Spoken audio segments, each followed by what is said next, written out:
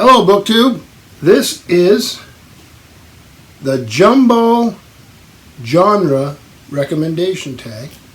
It's from the gentleman over at Strip Cover Lit, in particular Dalton Gentry. Been really enjoying the tag videos. Very creative. This one was so... It captured my imagination, so I saw the video literally 20 minutes, half hour ago. Excellent tag. And instead of my usual beer, I have a Pinot Noir, Robert Mondavi. Yeah, I'm sounding pretty slick, huh? Yeah, the Budweiser's gone. Low carb diet. So we'll see how that works out.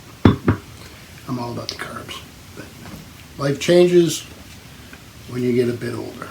So on to the tag. So there's 12 genres here.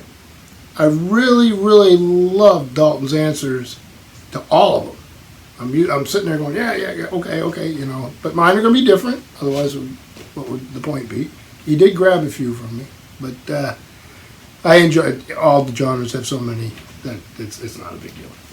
So the first is science fiction, and for this I picked a book in a series, Cetaganda by Lois McMaster Bujold. It's a Vorkosigan adventure. I absolutely love these. There's many of them. I think if I can keep it out of the glare, you can see her there. She's, I think, one, I don't even know how many Hugos. Let's just go here. Cetaganda is the latest installment of the Hugo Award-winning adventures of Miles Vorkosigan, in which Miles and cousin Ivan go to Cetaganda to play the part of sprigs of the nobility doing their diplomatic duty by good old Bariah. The idea is that they will gain diplomatic polish in this simple mission, but when the Cetagandan Empress dies naturally and her lifelong attendant dies unnaturally, apparently a suicide, but there are rumors, Miles and Ivan find themselves in the thick of it.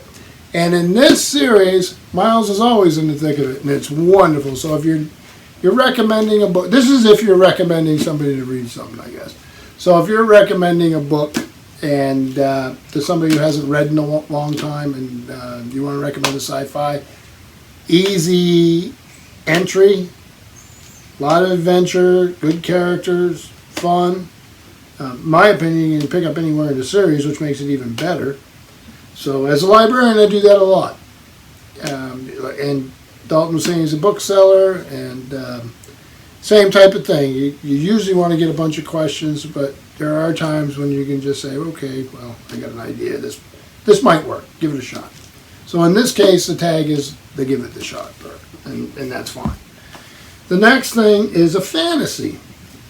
Now, somebody took Lord of the Rings, but there's plenty more where that came from. And this is Michael Moorcock, the Elric saga. The first one's Elric of Melniboné. This is a science fiction book club edition. I have all of them, so the whole series on this. I don't know how easy it is to see. You see what he looks like there. So he is Elric, Emperor of Melniboné, cursed with a keen and cynical intelligence, schooled in the art of sorcery, the hero of Michael Moorcock's remarkable epic of conflict and adventure at the dawn of human history. These are great. If you've never read them and you like epic fantasy or fantasy, give them a shot. They're really good. So next is, I actually think I did this out of order. So the next one is mystery. For this, I picked a series. I love mysteries. This is by Ellis Peters. It's the first chronicle of Brother Cadfael of the Benedictine Abbey of St. Peter and St. Paul at Shrewsbury. It's called A Morbid Taste for Bones. Hopefully you can see it here. These were also probably BBC or Granada Television or something like that, but over here in the States it was on PBS, Brother Cadfael Mysteries. This here is from the Mysterious Press. See a nice little map here. I really enjoy these. So this one here, in the remote Welsh mountain village of Gwytherin lies the grave of Saint Winifred. Now, in 1137, the ambitious head of Shrewsbury Abbey has decided to acquire the sacred remains of his Benedictine order, for his Benedictine order. Native Welshman Brother Cadfael is sent on an expedition to translate the finds. The rustic villagers of Gwynedd passionately divided by the Benedictines' offer for the saint's relics. Always turns into a murder. Cadfael's sort of an herbalist. He was a soldier on the Crusades. He's a monk. Fun historical mysteries. So, great fun. Then for YA, I got out of order here a little bit. I grew up in a time when there was no such thing. So it's always been something for me to try to translate my brain to, but as a librarian I've had to. For me, it would be Treasure Island by Robert Louis Stevenson. And the funny thing about this book is, here, I think it has some art. Let me see here. I think there's there's a...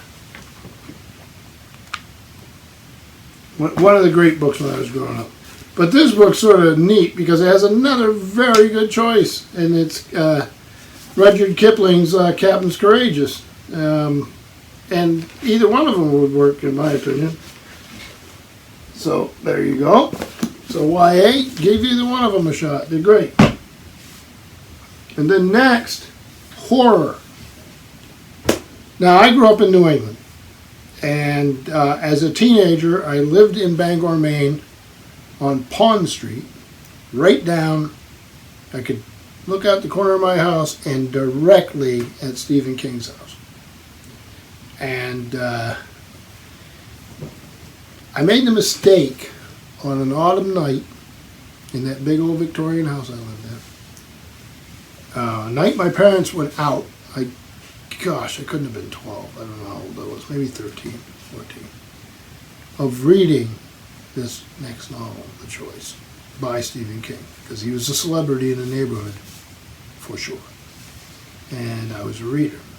Not much of a horror reader. Love sci-fi, Asimov, Clarke, that sort of thing. Heinlein, Andre Norton. But I decided I'm going to read this horror story, which is a little out of my wheelhouse. And that story is contained in this volume, and it's Salem's Lot. Now, I grew up in between Bangor and Maine and Vermont. So I'm very New England upbringing. Very old New England family. And that book, that novel, captures New England. We've had a few horror writers from New England. Most of you will know that. H.P. Lovecraft and a few others. But Stephen King's Salem's Lot, for me, captures the horror genre. And that night was windy, autumn, branches, scratches on the side of the house, in the wind. It was something. Never do that again. But it was a great story. So next, fiction. This is sort of a catch-all because we do nonfiction where it matters how you divide things up, but I understand absolutely why it's just a catch-all for fiction. And for me, I decided to pick something a little different. A novel I really love, Jose Saramago, The History of the Siege of Lisbon. Obviously, this is translated. Big fan of Saramago. He won the 1998 Nobel Prize for Literature. And in this one, a humble proofreader from Lisbon Publishing House takes it upon himself to insert a negative into the sentence of a history book, thus effectively leaving that history entirely rewritten. Whatever the experts have hitherto chosen to say, the visiting Crusades did not help the King of Portugal to recapture Lisbon from the Saracens in the 12th century. This act of gross insubordination, which might have ended Raimundo Silva's career, has instead the unexpected result of making his superior, the fetching Maria Sara, fall in love with him, and in his middle-age romance blossoms. Under her impetus, the humble proofreader rewrites the history of the Siege of Lisbon in a style graphic enough to satisfy the most exigent reader of historical romances. And this is fun. So, Jose Saramago. So, next, humor. I don't have it. I don't think you can beat the legendary classical writer Isaac Asimov's wonderful book of lyrics. So I'll move on from there. History. So if I had somebody come in, and I love history. There's a million kinds of history. History is divided up into genres too. But if I had somebody who hadn't been reading in a long time, wanted to see if they liked history, wanted to get into it, there's many books I could choose, but this one came up in my mind, so I went with it, and I'm glad I did. It's wonderful. How the Irish Saved Civilization, the untold story of Ireland's heroic role from the fall of Rome to the rise of medieval Europe by Thomas Cahill. There's a whole series of these Hinges of Fate or Hinges of Man or something like that, Hinges of History books. I've got most of them. Look at the end papers on this. And from the fall of Rome to the rise of Charlemagne, the Dark Ages, learning, scholarship, and culture disappeared from the European continent. The great heritage of Western civilization, from the Greek and Roman classics to Jewish and Christian works, would have been utterly lost were it not for the holy men and women of unconquered Ireland. Fun read. I like how he does the little asides here. I don't know how I get that out of the glare. I might not be able to. You'll see little pieces in here. Fun, informative, good history reads. And then Dalton also mentioned that at his bookstore, Science and Nature would often group together, and I've seen that myself in bookstores, so I understand what he's saying. For that, I picked something old or something that influenced me. I have plenty of that type of thing on my shelves. There's lots of good writing there. But I picked The Whale, Mighty Monarch of the Sea by Jacques Cousteau and Philippe Dior, from the old TV series I used to watch as a child. Give you an idea what this thing has in it. So you have some comparisons of sizes of the animals. Hopefully I didn't do that too fast. Some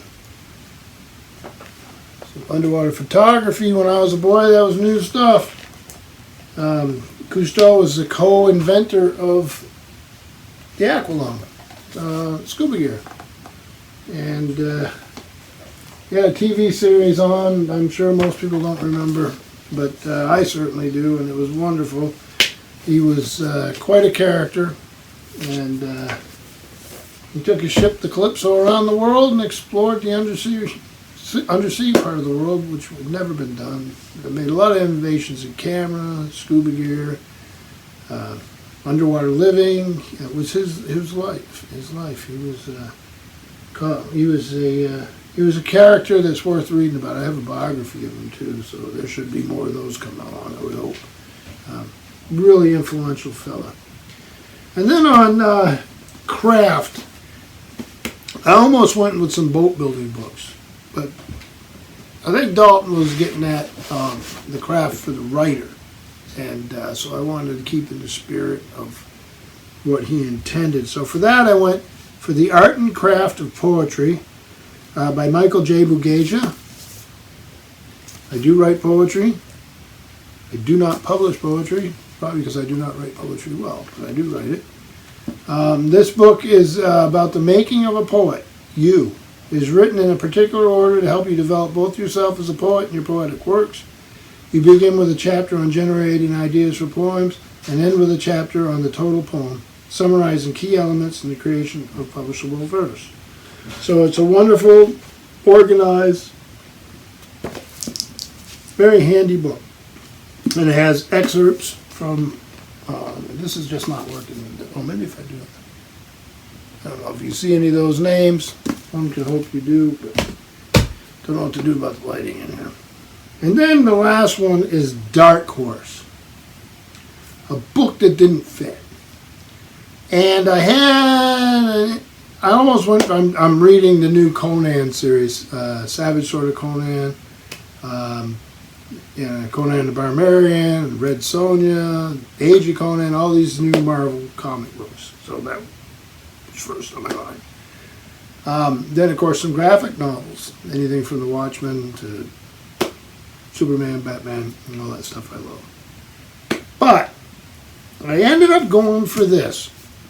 And this is astounding. John W. Campbell, Isaac Asimov, Robert A. Heinlein, L. Ron Hubbard, and the Golden Age of Science Fiction by Alec Navala Lee. If you want to know about science fiction during the Golden Age, or if you want to read a history of science fiction, there's been others, Trillion Years Spree by Aldous, a few others. This is an unbelievably interesting, a little disturbing book. Was my favorite read of last year.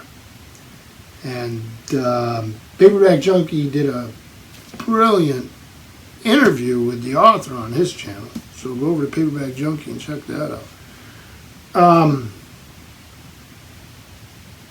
But yeah, I think this is it, and really strange story. So I think I'll probably have to go back and look at the video and edit it if I'm wrong. I think I skipped travel, but that's okay. We'll list the order of them properly if you want to do the tag. I think I skipped travel, so probably a good thing because the one I picked is a bruiser. Now, I'm a big fan of travel writing, and some of it's brilliant. I think of Paul Theroux.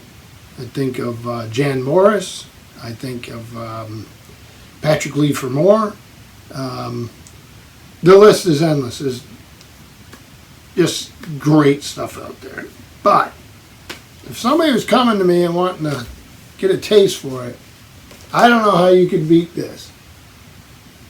The National Geographic Society, and this is subtitled 100 Years of Adventure and Discovery by C.D.B. Bryant.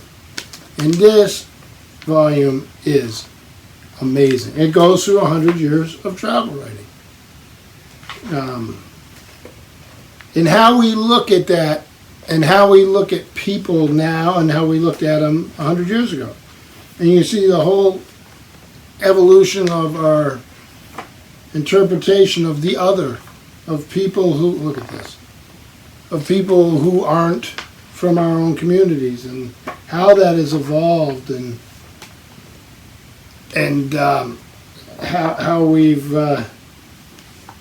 how we've changed through time. And that's a fascinating story. This book is really pretty cool how it handles it. So sorry I threw that one out of order, but I don't think it hurts anything. We'll put it down in order properly when we list them down below.